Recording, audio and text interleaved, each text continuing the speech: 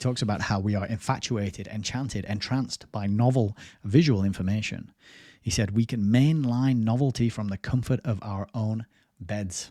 And he quotes somebody called Nicholas Carr, who says, the natural state of the human brain, like that of the brains of most of our relatives in the animal kingdom, is one of distractedness. Our predisposition is to shift our gaze and hence our attention from one object to another, to be aware of as much of what's going on around us as possible. And then he goes on to talk about how multitasking is wildly unproductive.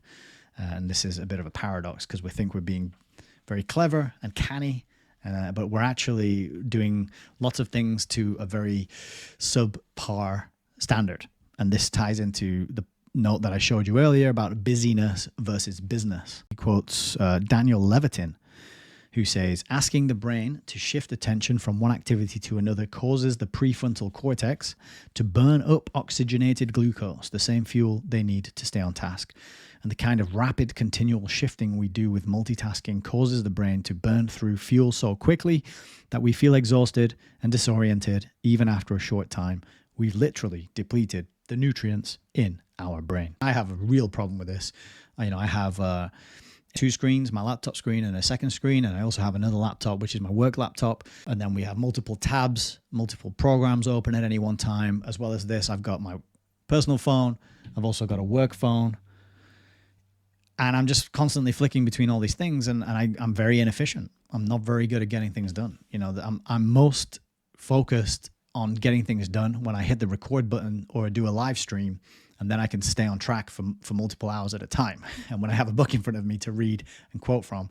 But other than this sort of long form stuff, I find my attention jumps all over the place all the time. And I have a real problem with staying on task if I'm bored or uninterested in the thing that I have to do. And I think technology and having access to it is largely exacerbating this problem for me, at least. There's a bit here about how you are reactive.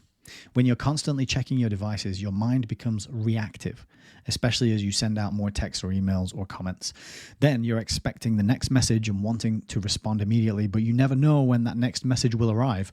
So you're allocating untold mental resources to constantly anticipating its arrival so you can respond right away. And I just put in the note here, that's akin to gambling, right? Never knowing when the next ping is going to happen, when the next message is coming in, checking it. It is an irregular reward, and that causes people to become more addicted. If you know that every 5 minutes you're going to get a notification, or every 10 minutes, it becomes boring and you're not interested in it. But because you don't know how long it's going to be till that next one, that's what keeps us addicted and hooked. That's why gambling is so addictive. You never know when you're going to win. It could just be the next hand, maybe the next one, maybe I'll win the next one. And it's the same thing that has hijacked us with the technology. So he goes on to talk about how resistance isn't futile. He says one key part of dealing with this is to actually physically separate yourself from the devices. So leave them in another room. When you go out on that walk into nature, leave your phone at home. Maybe ban screens and phones in the bedroom, for example, when you're going to sleep, or maybe meal times with the family. Maybe when you hang out with your friends, it's an agreement that nobody's allowed to have their phones out on the table when you're sitting in the bar or the pub or whatever. I don't know. Physical rules around when the devices themselves can and cannot be used. It's harder if you work on a laptop all day long like I do, and you've got a work phone that needs to be available for like I do, but finding that time, scheduling it to be away from the devices is very critical and important. He gives us some statistics as well, saying 41% of teens with cell phones describe themselves as addicted. But he says that once he restricted his digital communications to 3 times a day, he experienced an immense surge in productivity. And then other tips are to avoid the temptation to check your emails and messages first thing in the morning, and also to be as concise and fast as possible when you are writing emails for work. So get to the point. Don't spend ages editing and rambling on. Nobody wants to read your long, boring email. Get to the point, short, sharp, snappy, and the person you're sending the email to will thank you for it as well. And then here, my favorite quote of the book on page 70, which I took a picture of and I sent to my friends. Can you see that there? He says, books are medicine for the brain. Books are medicine for the brain. I really like that one. I never heard anyone describe books as medicine for the brain before, but I agree 100%.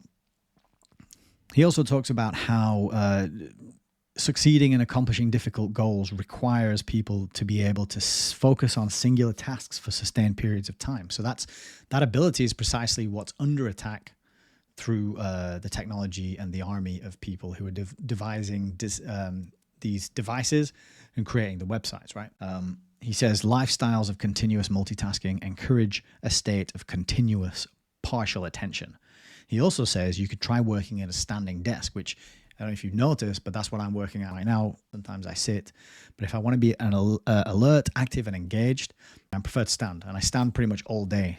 And you don't have to get like an expensive motorized standing desk. You can just get a stack of books. I used to do that. I had a stack of books and my laptop on top of it, so there's plenty of options. Yeah, so he's talking about this ability to focus on singular tasks for sustained periods of time is extremely important. And he also talks about how you've got to find work which is meaningful, beautiful, and that you're passionate and enthusiastic about. He doesn't really elaborate on how to do that, but it is good advice and something worth putting energy into. The next part of the book is called Music Can Be the Enemy. He's talking about how constantly listening to music can also be detrimental in the same way that multitasking and flicking between apps and tasks can be.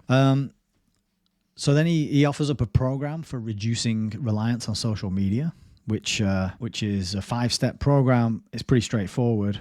Turn off notifications, have a very small number of really good photos on your phone, get a minimal list of friends, right? So only connect with the people you actually connect with, and everyone else who you don't talk to, who you spy on, who you stalk, ditch them, delete them, unfriend them, whatever it has to be. He says eliminate news feeds and scale back on browsing profiles, and also separate yourself physically from your phone as often as possible. And then he goes into each of these 5 steps, and he gives a little more detail on how and why these are important. I won't dwell on those right now. I mean, you got the list of 5 things there. And if you want more details, you can always get the book, can't you?